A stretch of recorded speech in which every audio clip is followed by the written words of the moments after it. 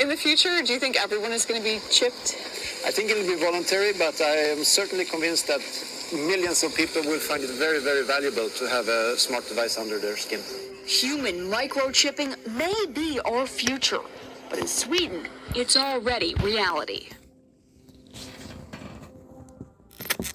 In Privacy Watch, the brain behind SpaceX and Tesla now wants to get inside your brain. Elon Musk's startup Neuralink hopes to one day implant chips in the human brain. Musk unveiled a prototype of the device last month. It's currently being tested in pigs. The goal is to help treat neural disorders. Some say that it could lead to our brains being linked straight up to the internet one day. Well, 5G isn't even rolled out yet in France. That its successor, the sixth generation of wireless mobile networks, is being developed. Some scientists say it will be necessary to facilitate improvements in the areas of imaging, presence technology, and location awareness. It is not the first time we've seen BCIs. These are brain-computer interfaces. In fact, there's kind of an interesting history around these computer and machine interface devices. But what Musk unveiled is this kind of quarter or silver dollar size device that sits on top of the brain. How is this company actually tracking and conducting this open source surveillance on people? What sort of information are they looking at here?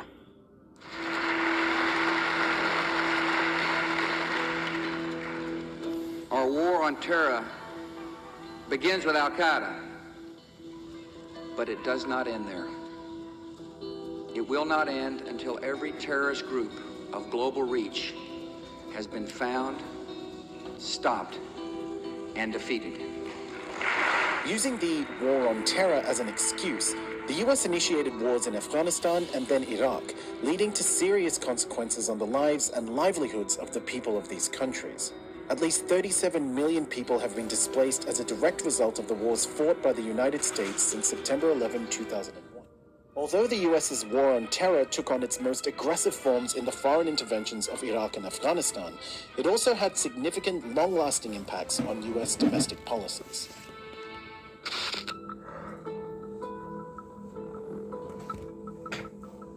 The 9/11 attack ushered in a new generation of policies which prioritized national security and defense, often at the expense of civil liberties and human rights. The attacks defined the administration of George W. Bush and led to the largest government defense restructuring since the creation of the Department of Defense. The French president arrived in the Paris suburb of Les Mureaux to deliver a speech on separatism. Emmanuel Macron said there was no place in French society for divisions along religious lines. The biggest threat to France's values and secular law, he said, was radical Islam. What we must fight is Islamist separatism. It's a conscious, theoretical, socio-political project. It's repeatedly at odds with the values of the Republic and often leads to the creation of a counter-society. Macron said that Islam around the world faced problems. He said he wasn't stigmatizing Muslims, but some disagreed. So corporate surveillance is basically happening all the time and in ways we don't even think about on a day-to-day basis. When people talk about corporate surveillance, what they mean is when a company collects information about an individual, often when that individual is not necessarily aware that that collection is occurring.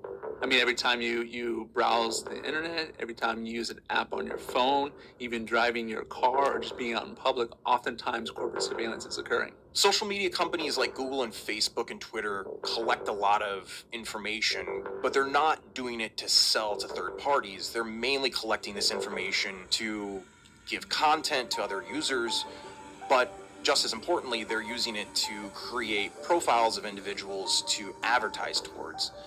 Now, while this is generally the model that is supported on the internet, I think there's a lot of concern whether or not all this data collection really is useful to better advertise.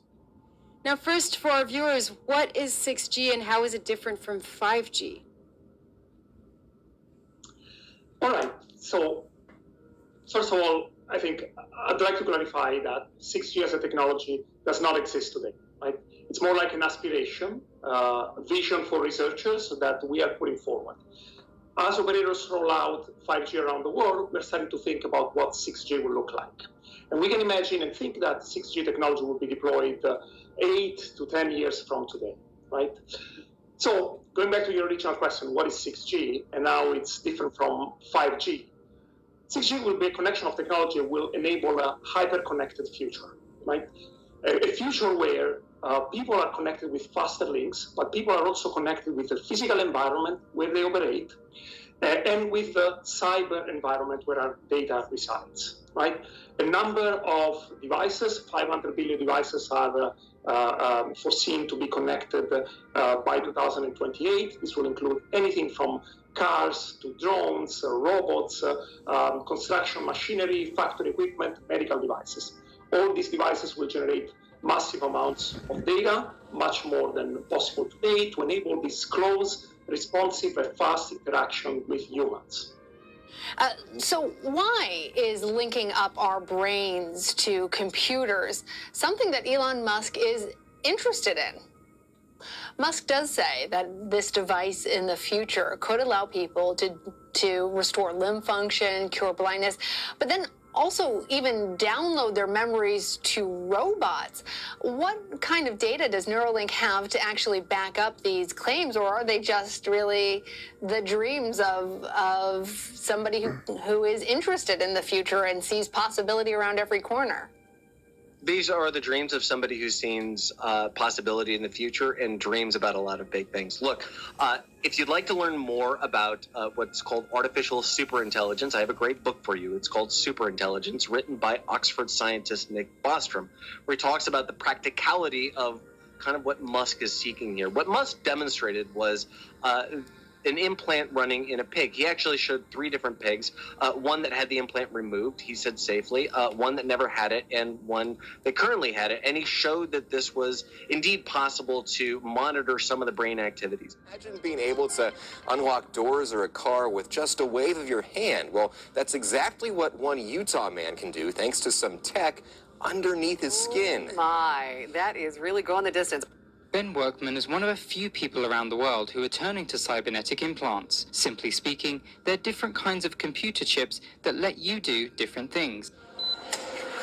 When Elias Brotberger goes to work, he doesn't need ID. And he doesn't need money. In fact, much of what he needs to get through the day is hidden right there, just below the surface, in his hand. Like to touch it? Yeah. Yeah? Oh, weird. Yeah, it's like a grain of rice. Yeah, a grain of rice. Embedded in his hand is a microchip that serves as his keys, his ID, and his wallet. Yeah, it's all on chip, so I use it like to get around the building. Buy snacks. Yeah, exactly. Let's buy some snacks. So I can't open it. No. Okay. So what I need to do is I need to first blip my chip, and it will log me in, and from there I get access to the fridge. Popular TV shows like Black Mirror have imagined chips as part of a dystopian future. Install in-grain procedure with local anesthetic and you're good to go. In Sweden, the microchips are already here. The microchip implants use the same technology that's in contactless credit cards, which have made cash pretty much obsolete in Sweden. The massive increase in surveillance post 9/11 did not only breach the privacy of Muslim communities, it went far deeper.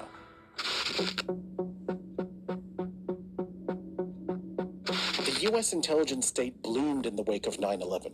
Government oversight increased through a vast clandestine network of phone and web surveillance. In 2013, Edward Snowden, a former contractor for the CIA, leaked to the media that US spy agencies had built an intelligence-gathering colossus since the 9/11 attacks that conducted extensive internet and phone surveillance of millions of Americans. I wrote a letter to our CEO asking him to make certain promises to us. I wanted to make sure that he would never collect data without anybody's permission or consent. I wanted to make sure that he put constraints on facial recognition. It was surprising then when the CEO called a meeting for the whole company. It was an optional meeting. And he said, that we would be there to discuss the issues in the letter. And he pulled the meeting together, and of course the whole company showed up. And he ended that meeting by telling us that he had no intention of putting constraints on these kinds of things, and that's when I knew I had to quit. People in France are already concerned about the rollout of 5G because of potential health and espionage hazards. What would you say to them, and will 6G pose even greater threats, do you think? I believe that 5G and 6G will pose less health hazards. That means that lower electromagnetic power reaches humans. That means that we have less of an impact on biological tissues. In terms of surveillance and privacy, well, that's clearly a very important concern. 6G, which is expected to be launched commercially in 2030.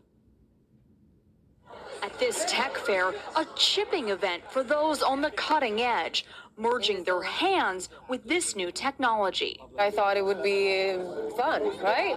The process is simple and swift. A pinch of the skin, and in a matter of seconds, the chip is inserted. The transformation is complete. As for the pain, I barely felt it. but even in this nation of early adopters, not everyone is racing to get chipped. Feel less human. I will feel like a robot. I think, so much more data can go into this, when it's in your body. Society is kind of built in a way that to interact in modern society, you don't really have a choice about your data. And often you can't correct that collection of information. You can't ask for it to be deleted. You can't necessarily port that data to somewhere else in some instances. And that all this information that's collected is retained basically forever, and we don't know how it's going to be used in the future, and it can manipulate us in terms of how we vote potentially. It can manipulate us in terms of what we purchase, and it can also be used to restrict our options. To me, this data collection really equates to power, and there need to be checks on what companies can do with all of our livelihoods, our information, the photos of us that get sent around the world for tagging. In particular, I start worrying a lot about things like smart homes and smart doorbell cameras that either connect directly to law enforcement or can be subpoenaed in court. Meanwhile, the big tech CEOs, go in front of Congress and they're asked, are these devices recording us all the time? And somehow are able to convince the public that they're not. But as somebody who has helped to build these kinds of technologies, I can tell you they absolutely are. Workman also has a magnet in his left hand. Which is literally just a magnet. It doesn't really have any interesting functionality besides just magic tricks and fun stuff. Say I try and convince them a banana is the key, and then I hold the banana up and it unlocks the door. Whether it's practical jokes or practicality, Workman says he's excited to see what he'll be able to do next. So Ben says the next step for him would be to be able to pay for things with just his hands, so no credit card.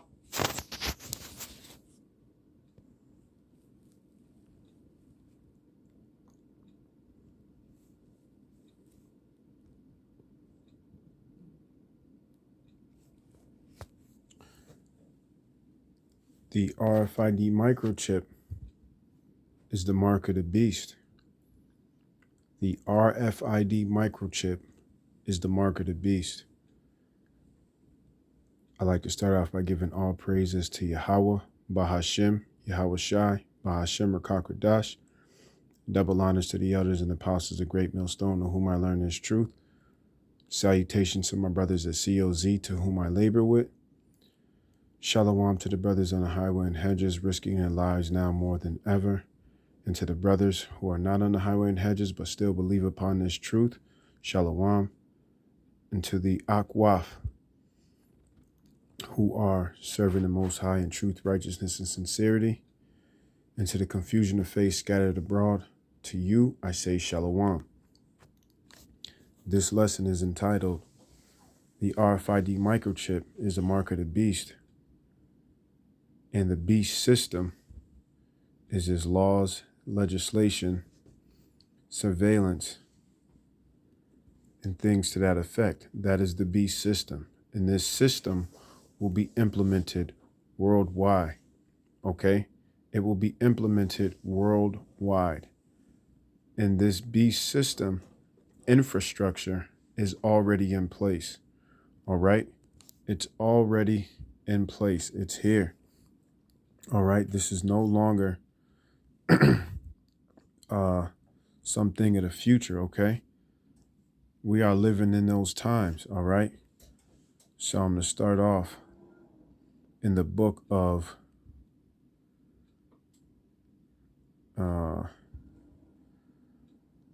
I'll just throw that image up. We'll go to the book of Revelations. This is the book of Revelation 13 and verse 1. And I stood upon the sand of the sea and saw a beast rise up out of the sea, having 7 heads and 10 horns, which is NATO and the EU, and upon his horns 10 crowns. Salakia. Those crowns represent rulership. Those are the kings of the earth. And upon his heads the name of blasphemy.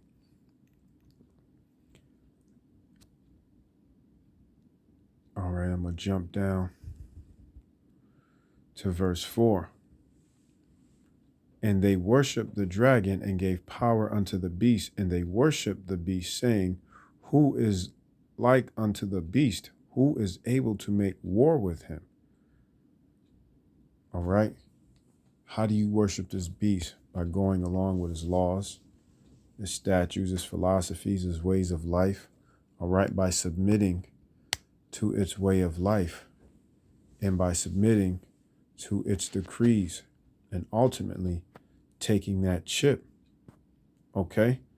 Now, whatever it may be, you hear they have different type of implantables, whether it might be a brain chip, something that goes in your wrist, your palm, your elbow, whatever the case may be. They just want to get this inside of you. All right. But it is the RFID technology. All right. It is an implantable chip no matter where it's put on your body. All right. So the technology has been here, but now they want to put the technology inside of you. All right. And all of this has been done right under your noses. All right. I should say our noses. All right. All right. So what they've done, they have created false flag events to strip away your freedoms, your rights, your liberties. All right. The whole 9/11 thing. They implemented a surveillance state. So their whole infrastructure for the New World Order is in place, and they've been planning this for a long time.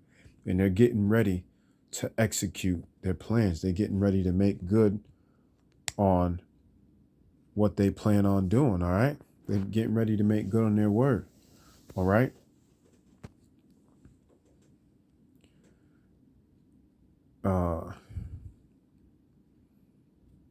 Let me just go down to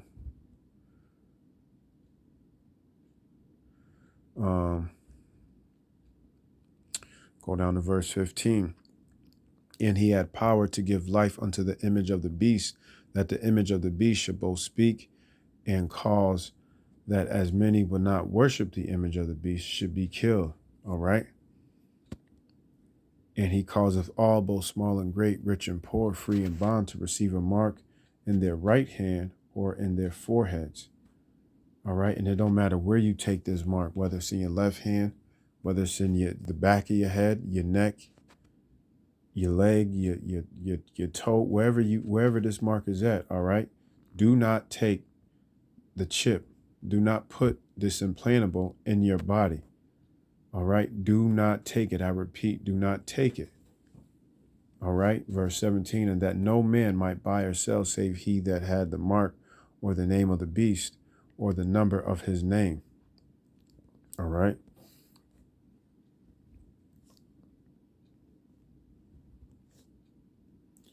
Let me go to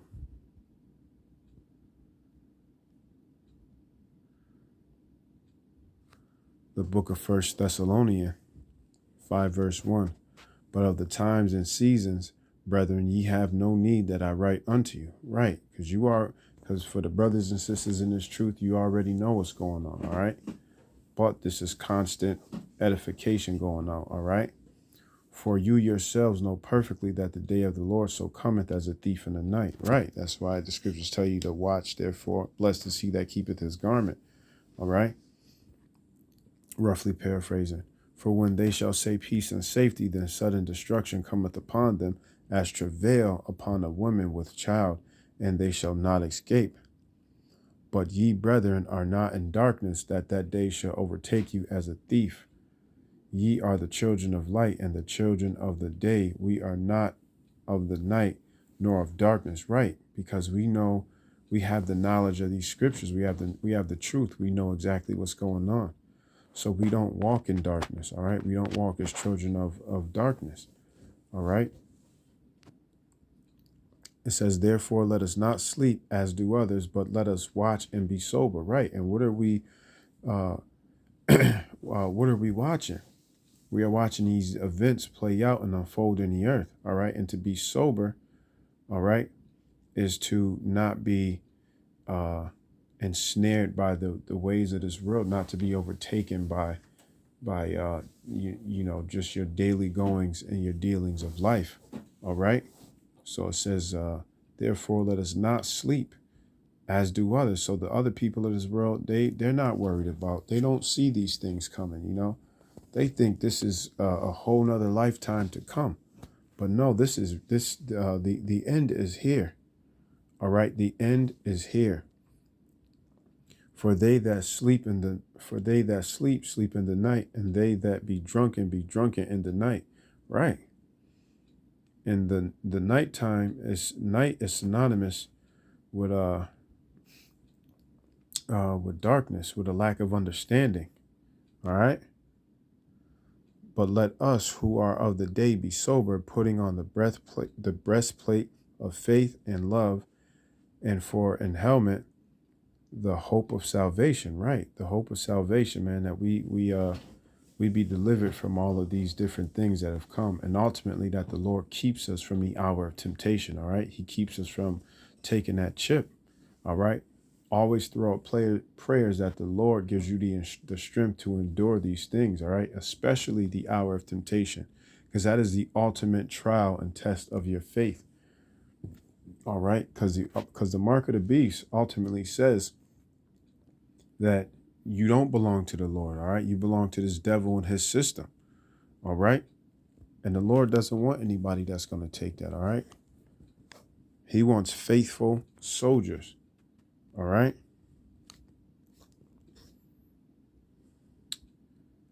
I think this was, yeah. So this is 1 Thessalonians 5, and verse, I'll start at 16. Rejoice evermore and pray without ceasing. Right. You see all these things starting to come to pass. You're supposed to be praying without ceasing. So always throw up prayers. Never stop praying. All right. And everything give thanks, for this is the will of the Most High in Hamashiach Yahushai concerning you. Quench not the spirit, despise not prophesying. All right. And what is prophesying? All right. It's to speak before. All right. To let you know what's going to happen before it happens. All right. Prove all things, hold fast that which is good, abstain from all appearance of evil. All right. And how you going to do that? What keeps you separate from these things? How do you hold fast to that which is good? By practicing and keeping the law, statutes, and commandments to the best of your ability. All right. Repenting, being of a lowly, meek, and a contrite heart, a contrite spirit. All right. That's how you hold fast to that which is good. That's how you do the things that are pleasing to the Father. All right.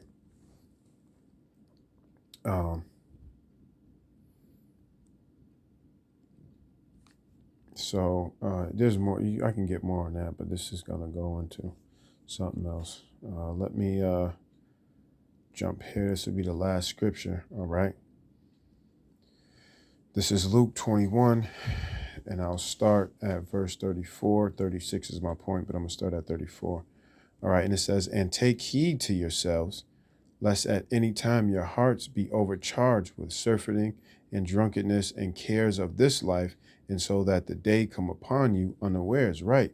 Don't let the world and the things that, you have ties to, let you be caught up in it. All right. Don't be drunken with the cares of this world, of this life. All right. That you're not paying attention to the signs and the different prophecies that are coming to pass. All right. Verse 35. For as a snare shall it come on all of them that dwell on the face of the whole earth, right? Because people are just worried about things going back to normal, all right? They're not worried about, what Esau is trying to do and him trying to implement, his beast system and trying to chip the whole world. They're not worried about that. That's why it's going to come upon them, as a snare, as a trap, because they trust in this thing. They trust that the government has their best interest, which they don't. All right. Verse 36, which is the point, it says, watch ye therefore and pray always. So always pray. You got to continue to watch these things unfold and always pray as you see these things come to pass. All right. Pray for mercy. Pray for protection. All right. Pray for forgiveness. All right. Repent always. Right. So watch ye therefore and pray always, that ye may be accounted worthy to escape all these things that shall come to pass, and to stand before the Son of Man. Right. So pray that you escape the coming perils. All right. The coming destruction. All right. So I'm at work. There's somebody in the back. All right. So, pray that you're able to escape all these things. All right. So, let me just put this warning out, brothers and sisters, that, the RFID microchip is the mark of the beast, and don't take it. Always watch and always pray. All right. So, hey, brothers and sisters, I pray that this lesson, this epistle, was edifying. With that being said, I want to give all praises to Yahweh, Bahashem, Yahweh Shai, Bahashem Rakakradash. It's the brother Ibad Amath, Ibad meaning servant, Amath meaning truth. And until next time, brothers and sisters, Shalom.